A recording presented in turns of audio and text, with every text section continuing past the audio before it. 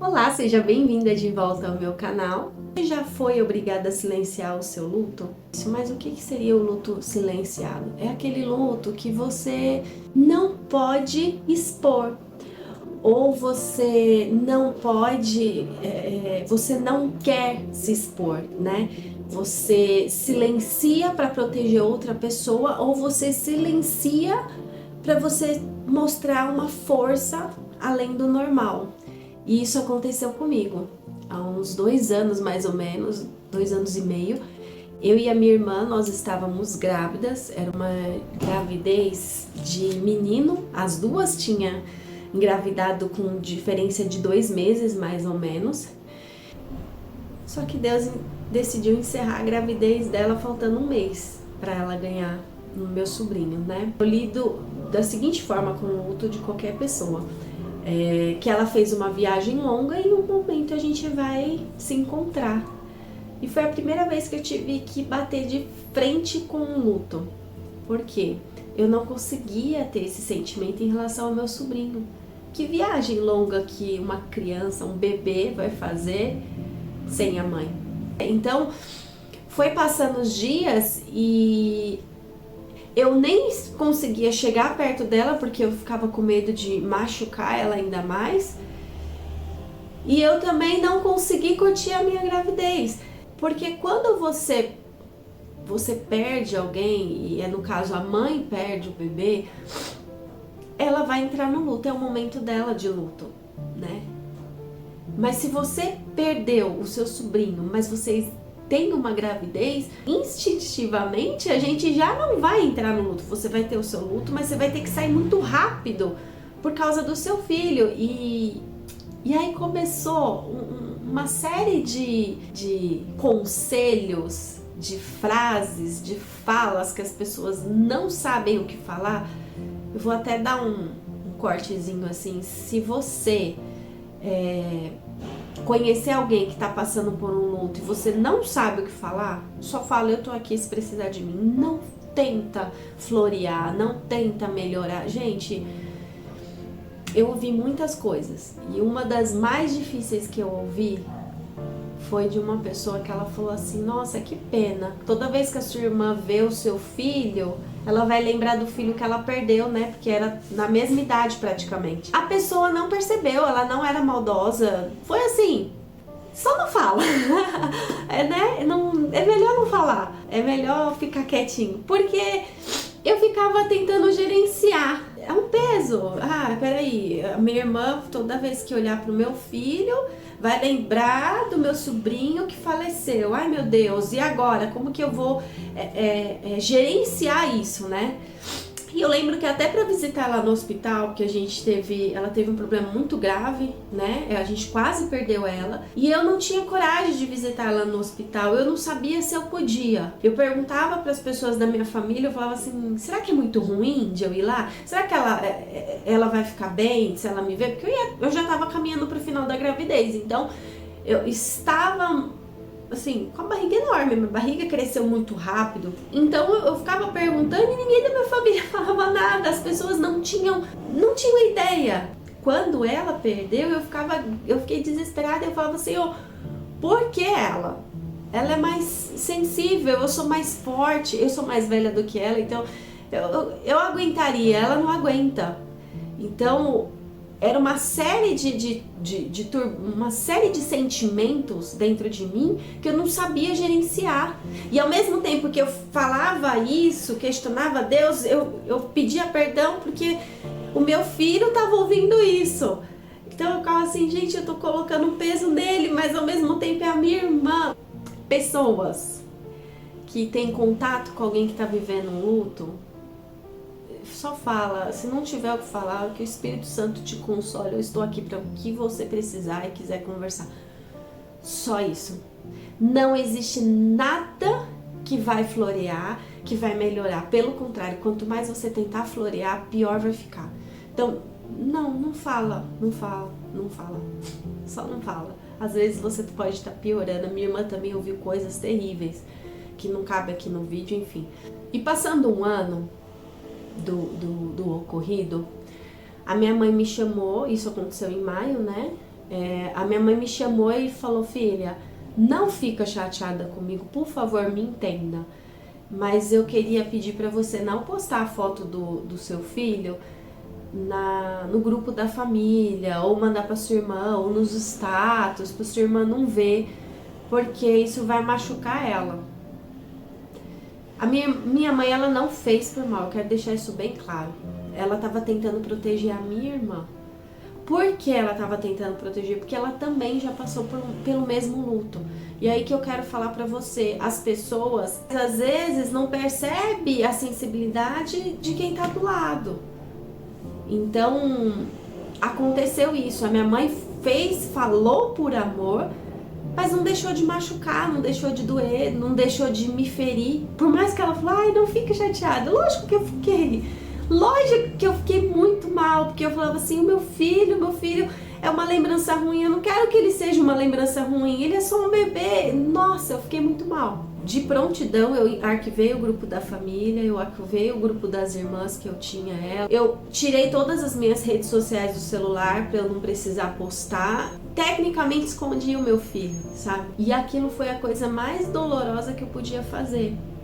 Porque ao mesmo tempo que eu estava protegendo a minha irmã, eu estava me ferindo. E às vezes a gente precisa ser um pouco egoísta. Não faça isso com você, não faça isso com a sua família. Seja egoísta. Se a minha irmã se eu tivesse pensado em me amar, em amar o meu filho em primeiro lugar, e a minha irmã não estiver bem, porque eu faria isso. Jamais eu ia pedir pra minha irmã fazer um negócio desse.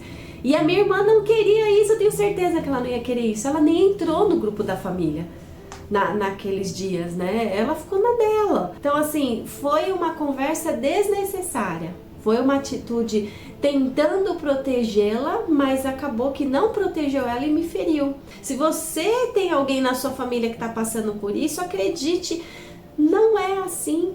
É uma perda que é de uma mãe, como se tivesse perdido um gêmeo. É muito complicado lidar com esses sentimentos. O mesmo carinho que você tem pela mãe que perdeu o bebê, tenha pela mãe que está gestando e perdeu o sobrinho, porque ela vai precisar. Ela realmente precisa da sua ajuda, do seu apoio, de uma palavra de conforto, como eu precisava de uma palavra de conforto e eu não tinha. Eu não tinha de lado nenhum. Tenho mais empatia com as grávidas tias que perderam seu sobrinho. 2 anos depois, e eu decidi escrever. E foi escrevendo que eu encontrei falta de perdão, que eu precisava liberar. E aí eu decidi escrever uma oração. Eu tenho um diário de oração que muitas vezes eu escrevo nele quando eu quero conversar de uma amiga para um amigo com Deus. E aí eu escrevi uma oração pedindo perdão.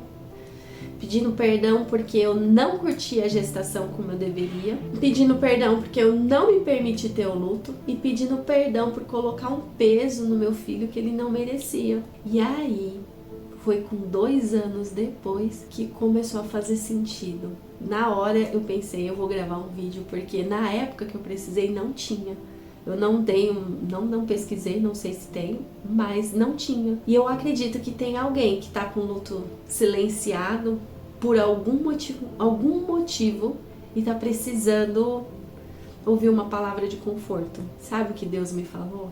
Que naquele momento, tudo que aconteceu comigo, aconteceu com a minha irmã, eu recebi uma chave de autoridade para aquele assunto. Hoje, quando uma mãe perde um bebê ou algo do tipo, por mais que eu não tenha perdido fisicamente, eu sei como ela se sente. E eu sei o que não falar, pelo menos. Hoje eu sei que se uma tia perdeu um sobrinho, se uma amiga, a mãe foi curada enquanto a outra acabou de perder a mãe, curta a sua vida, curta o seu momento, tenha o seu luto. Se for preciso, exponha para as pessoas. Eu deveria ter falado, eu deveria ter chegado nas minhas outras irmãs e falou: gente, eu tô aqui. Eu preciso de ajuda, eu não vou suportar. E eu não falei com ninguém. Para não dizer que eu não falei, eu dei uma falada com meu marido. E aí o que fazer, Pérsia? O que eu faço? Eu anotei algumas coisas que Deus colocou no meu coração. E uma delas é, primeira coisa, viva o seu luto. Não se importa com o que vão falar, o que deixa de falar. Viva o seu luto. Só viva ele. Quer chorar, chora. Quer falar com Deus, fala. Tá brava com Deus? Pois fale. Eu sou muito sincera com Deus. Ele sabe que eu não vou falar uma coisa sendo que no meu coração tá gritando por outra. Fala o que tá gritando no seu coração, não tem problema. Mas viva o teu luto. Em segundo lugar, viva a sua alegria. Gente, não deixa a sua alegria de lado. O seu momento de lado. Você não tem culpa. Você não matou ninguém. Você não fez nada. Viva a sua alegria intensamente. Você quer postar suas fotos nas redes sociais? Poste. Você quer fazer festa? Faça sua festa. Curta. Eu vou... Minha amiga acabou de separar do marido e eu tenho um casamento e ela tá muito mal. Pois vá casar. Vai viver, se ame, você só vai conseguir amar o próximo quando você se amar primeiro, porque a gente tem que amar o próximo como nós mesmos. Então primeiro você se ama e depois você transborda amor. Se você não fizer isso, você vai se acabar. E terceira, última, Deus é soberano.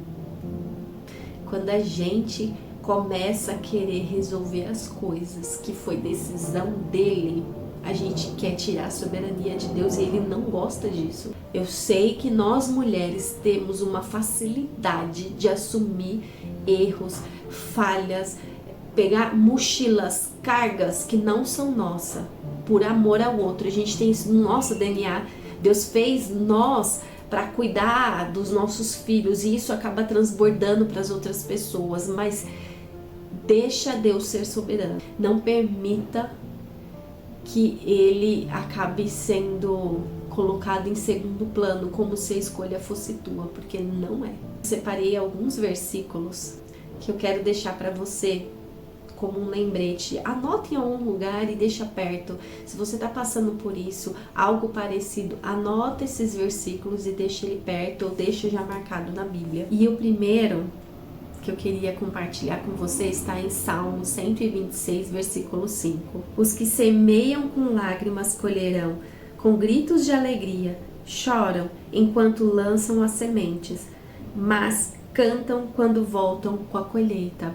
O segundo versículo está em Isaías 25, 4.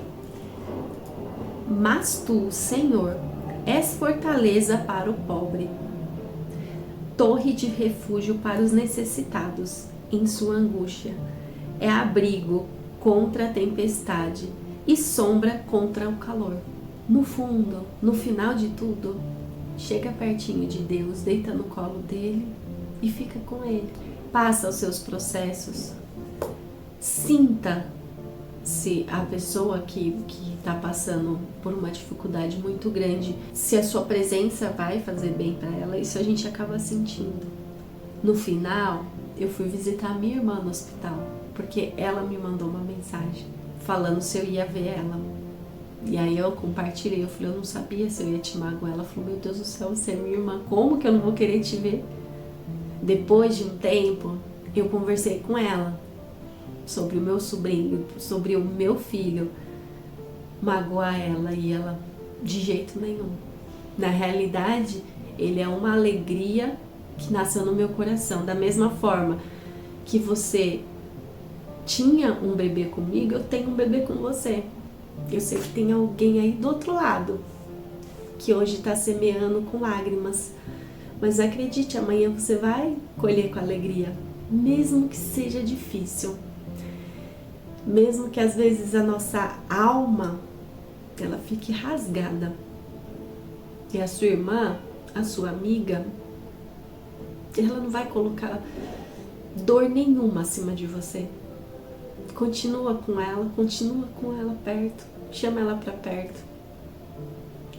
Que Deus te abençoe, que você seja usado nessa chave que você acaba de receber, que você tenha convicção que Deus vai transformar toda essa dor, todo esse jardim seco em um jardim florido. E tudo vai melhorar. Não há males que dure para sempre, não há tempestade que dure para sempre. Sempre vem um arco-íris depois. Amém? Deus te abençoe. Até o próximo vídeo. Tchau, tchau.